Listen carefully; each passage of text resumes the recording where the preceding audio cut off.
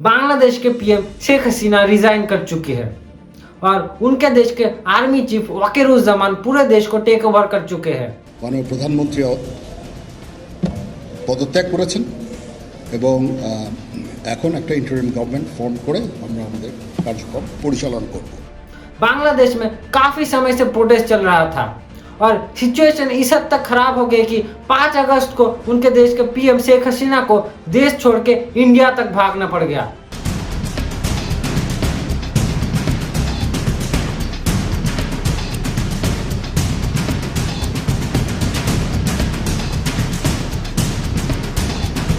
इस पूरे इंसिडेंट को शुरू से एनालाइज करते हैं इस वीडियो में।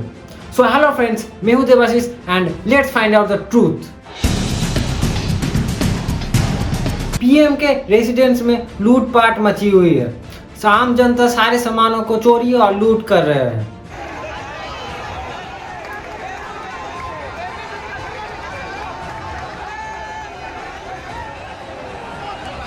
और शेख मुजीबुर रहमान की मूर्ति को देश में तोड़ा जा रहा है।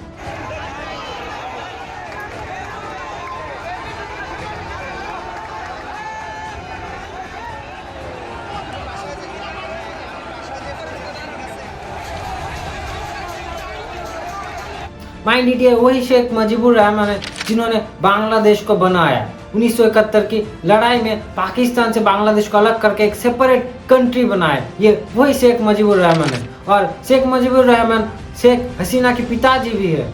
इस पूरे घटना की शुरुआत होती है एक स्टूडेंट प्रोटेस्ट से। असल में बांग्लादेश में मुक्ति योद्धाओं के लिए 30% सीट रिजर्व हुआ करती थी, वो भी हर क्षेत्र में, यानी कि कॉलेज या फिर नौकरी पाने के लिए कहीं भी उनके लिए 30% क्वाटा हमेशा रिजर्व होती थी। ये मुक्ति योद्धा वही है जिन्होंने 1971 की लड़ाई में बांग्लादेश को एक सेपरेट कंट्री बनाने में काफ़ी भूमिका रख चुके हैं। इससे पहले भी इस मुद्दे पे काफ़ी छोटे मोटे प्रोटेस्ट हो चुके हैं और बहुत सारे प्रोटेस्ट करने के बाद 2018 में शेख हसीना की पार्टी अवामी लीग के द्वारा इस रिजर्वेशन को ख़त्म कर दिया गया। अब आप लोगों को अजीब लग रहा है, राइट? अगर ये रिजर्वेशन खत्म हो चुका था फिर ये प्रोटेस्ट क्यों हुआ? ये रिजर्वेशन खत्म होने के बाद 2024 के इलेक्शन में एक बार फिर से prime minister Sheikh Hasina election जीत के फिर दोबारा प्राइम मिनिस्टर बनते हैं और कुछ मुक्ति योद्धाओं ने ये रिजर्वेशन खत्म होने की वजह से हाई कोर्ट पे एफआईआर दर्ज किया। 5 जून 2024 को हाई कोर्ट ने यह ऑर्डर दिया कि इस रिजर्वेशन को खत्म करना पूरी तरह से इलीगल था और रिजर्वेशन को दोबारा से लाया गया। तब से स्टूडेंट प्रोटेस्ट शुरू हुआ। स्टूडेंट्स का मानना था कि इस देश में इंटेलिजेंस और नॉलेज की कोई वैल्यू नहीं है। अगर आपके पास एक मुक्ति योद्धा की सर्टिफिकेट है तो आपको ऐसे ही नौकरी मिल जाएगी, वहीं पर पढ़ाई करके डिग्री लेके आपको इधर उधर भटकना पड़ेगा नौकरी के लिए, फिर भी आपको एक अच्छी नौकरी नहीं मिल पाएगी। लेकिन स्टूडेंट प्रोटेस्ट इतना बड़ा कैसे हो गया और ऐसा क्या हो गया कि पूरी सरकार की तख्ता पलट कर रख दी? क्या इसमें आईएसआई या फिर अमेरिका का इन्वॉल्वमेंट तो नहीं है? ये बात मैं क्यों कह रहा हूँ? असल में कुछ समय पहले शेख हसीना को अमेरिका द्वारा एक ऑफर आया था। अमेरिका ने बोला था कि अगर बांग्लादेश उनका सेंट मार्टिन आइलैंड अमेरिका को दे दे एक अलग क्रिश्चियन कंट्री बनाने के लिए, तो 2024 इलेक्शन में शेख हसीना को वो इजीली इलेक्शन जितवा देंगे। आप समझ सकते हो ये कितना बड़ा दावा है। असल में अमेरिका को चाइना को काउंटर करने के लिए इंडियन ओशन में एक मजबूत पकड़ की जरूरत है और जहाँ पे उनका एलाई इंडिया फिलहाल अपने सिद्धांतों पे चल रहा है। किसी भी देश का बात ऐसे ही मान के नहीं चल रहा है, वो अपने सर उठा के चल रहा है। I mean, I don't want to sound argumentative, but then tell me, buying Russian gas is not funding the war? I mean, why is it's only Indian money and oil coming to India which funds, but it's not gas coming to Europe which funds?